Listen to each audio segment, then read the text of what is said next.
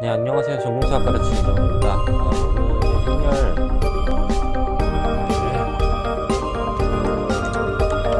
네, 안녕하세요. 전공수학 가르치는 이정입니다. 오늘은 선형대수와 그 앞부분, 그러니까 마인드맵을 먼저 살짝 그려보고, 그 다음에 연립이 처방정식 소개하면서 이제 행렬 부분으로 넘어가는 소개를 할 건데, 일단은 마인드맵을 한번 그려보도록 할게요. 우리가 선형대수학을 왜 시작을 했냐, 뭐 이런 걸, 역사부터 따라가는 게, 우리가 공부하기 훨씬 편해요. 이게 뭐, 일단 시작을 먼저 생각해보면 좋을 것 같은데,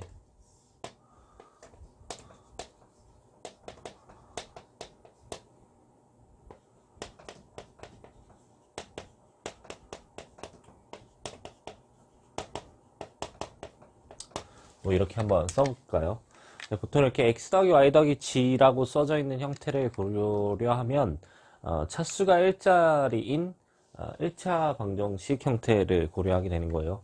근데 이러한 식이 지금 3개 있는 걸 계산하고 싶은 거니까 세 가지의 식이 성립하는 x, y, g들이 찾는 연립 1차 방정식이라는 걸 소개하고 싶은 거죠. 그러니까 이걸 한번 솔루션을 구해보고 싶은 건데, 이때 x, y, g를 원래는 그냥 계산을 직접 해서 찾는 작업을 하는 게 처음 시작이라고 보시면 될 것 같아요. 보통 중학교 때는 이걸 가감법, 소거법, 혹은 이제 대입법, 두 가지를 통해서 얘기를 하게 되죠.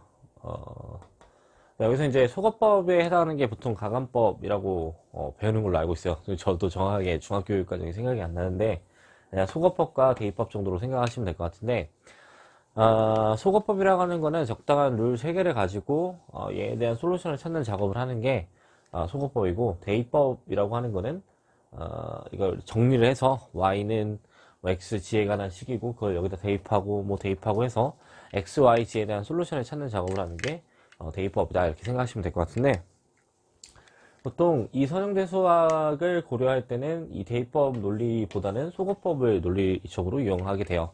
그러니까 소거법이라는 상태의 룰을 3개 세팅해 놓고 그거를 행렬 버전으로 바꾸는 작업을 하는 거죠. 여기서 소거법이라고 하는데, 실제로 선형대 수학에서는 이거를 가우스 소거법이라고 하고, 그 가우스 소거법을 좀 더 확장해서 일반화시켜서 가우스 조르단 소거법이라고 하는 소거법을 만들긴 하는데, 이 정도만 생각하시면 될 것 같아요. 그러니까 이러한 행렬들에 대한 계산을 하기 위해서 어떠한 방법을 통해서 계산을 하고 있다라는 건데, 그 3가지 방법은 보통 어떻게 가냐면, 여기 있는 솔루션은 두 식의 순서를 바꿔도 바뀌지 않는다. 그러니까 당연히 여기 x 더하기 y 더하기 g는 1이라는 거를 두 번째 쓰고, 그 다음에 첫 번째에 있는 녀석을 위로 올려도 어차피 3개의 식이 성립하는 상태니까 솔루션이 달라지지 않을 거 아니에요. 그래서 당연히 그렇게 될 거고, 두 번째는 얘를 스칼라베한 결과도 달라지지 않는 그런 상태가 되고, 그 다음에 두 식을 하나를 고정을 해서 나머지 식을 더해버리는 상태가 돼도 이제 솔루션이 바뀌지 않는 그런 3가지 룰을 통해서 얘의 솔루션을 찾는 작업을 하는 거예요. 이따가 소개를 할 건데, 어쨌든 이런 상황에서 역사에서는 이런 연립 2차 방정식에 대한 솔루션을 찾기 위해서 그냥 계산하는 방법을 처음에 취하다가 이제 이걸 방법적으로 바꾸고 싶었던 상황이 오는 거예요. 그래서 얘를 행렬이라는 구조를 통해서 계산을 하게 되는데, x 더하기 y 더하기 g 라는 걸 이렇게 써주고, 여기 있는 형태를 1, 1, 1, 3, 1, 마이너스 1, 1, 마이너스 1, 마이너스 1 이렇게 써서 1, 1, 5다. 이렇게 형태를 바꿔주게 되는데, 이제 이런 거 이제 행렬들이라고 하는 거예요. 이렇게 보니까 여기 있는 x 더하기 y 더하기 g를 개수들을 이렇게 쭉 썼는데, 이런 상태에서 보면 이렇게 만나가지고 각각의 곱의 합을 취해서 이런 x 더하기 y 더하기 g 형태가 만들어진다는 거 알겠죠?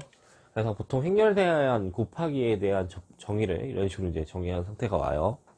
이것도 물론 뒤에서 하겠지만, 근데 수학자들은 결국 어떤 상황을 만들게 되냐면, 그러면 행렬들이 계산되는 공간을 고려해보는 상황 하나랑, 그 다음에 얘네들을 뭐로 볼 것인가를 고려해보는 상황, 두 가지 상황. 이제 그런 상황을 생각해보고 싶은 거예요. 네, 수학자들은 뭘 좋아하냐면, 펑션이라는 걸 좋아해요. 그러니까 집합을 만들고, 집합을 순서상으로 만든 다음에 그 다음에 그걸 펑션이라는 개념으로 만들어 가는데, 그 펑션이라는 개념을 만들게 되면 결국 어떤 작업을 하냐면, 우리가 고등학교 때 배우는 뭐 함수에 대한 그래프를 그리거나 아니면 왜 동전 넣으면 뭐가 나오는 이런 함수 관계를 배우는 그런 상태로 생각하는 게 아니라, 어떠한 공간이 있고 어떠한 공간이 있으면 이들의 관계를 이어주는 것이 하나의 함수이지 않을까 싶은 거죠. 그러니까 수학은 보통 무수히 많은 걸 다루다 보니까 어, 예를 들어서 뭐 여기 있는 원을 연구하는데, 뭐 여기도 원이 있고 여기도 원이 있고 여기도 원이 있고 여기도 원이 있으면, 이게 무수히 많은 원에 대한 연구를 할 때 각각을 다 연구하는 것이 아니라 하나에 대한 연구를 하고 그들의 관계를 이어주는 펑션으로 나머지 함수들의 관계들도 그냥 같다는 걸 알 수 있게끔 세팅하는 작업을 많이 하는데, 네, 그런 의미에서 공간을 보통 만들고 그 다음에 이 공간을 이어주는 함수의 관계를 보통 얘기 많이 해요. 그럼 여기서는 어떻게 보는 거냐라고 하면, x, y, g라고 하는 거는 우리가 보통 순서상으로 보면 이렇게 표현되고 있는 상황이 올 텐데, 이 x, y, g는 보통 이렇게 쓰죠. R 크로스 R 크로스 R, 그러니까 실수들의 성분의 순서상 정도로 이렇게 보는데, 얘를 R3 정도로 이렇게 볼 수 있는 거죠. 물론 이게 일반적으로 실수가 딱 고정된 건 아니지만 C3가 될 수도 있고, 아니면 이미의 필드 체를 박아도 상관없어요. 근데 어쨌든 이렇게 볼 수 있는데, 여기는 마찬가지로 1,1,5라는 녀석도 여기 원소 정도로 볼 수 있네요. 그러니까 여기 있는 녀석은 뭐가 되는 거냐면, 본에는 원소인데 R3 원소를 박은 거고, 그 다음에 반 녀석을 보니까 R3로 R3로 오긴 왔는데 이게 1,1,5라는 그런 성분으로 오게 된 상황인 거죠. 그러니까 얘를 하나의 함수로, 그 다음에 이거를 벡터 공간으로 본다면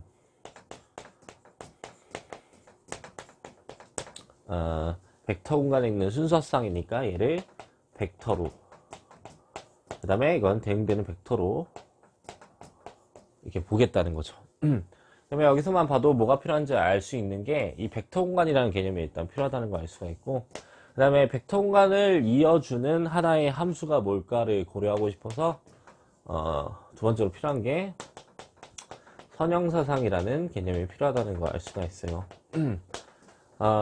그래서 어떤 작업을 하게 되냐면, 이 벡터 공간은 어떠한 형태가 필요하냐라고 보니 x, y, g를 가지고 일차 결합해서 이루어진 그런 공간들에 대한 성질을 주기 위해서 얘에 대한 데피니션을 내리고, 벡터 공간들에 대한 성질이 정의되어 있다 하면 그들의 성질을 유지해주는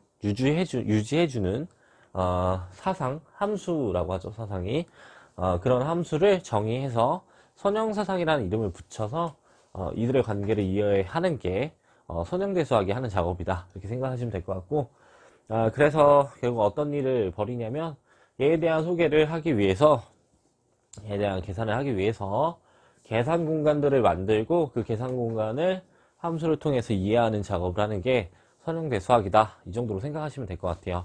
물론 사실 얘를 좀 더 엄밀하게 얘기하면 좋긴 한데, 이 정도만 얘기해도 어려움을 느끼시는 분들이 있을 것 같으니까 이 정도까지만 소개를 하고, 잠깐 쉬었다 가우스 소거법 해당하는 것부터 소개를 차근차근 해서 선형대 수학 고유 벡터까지 다 소개하는 걸로 해볼게요.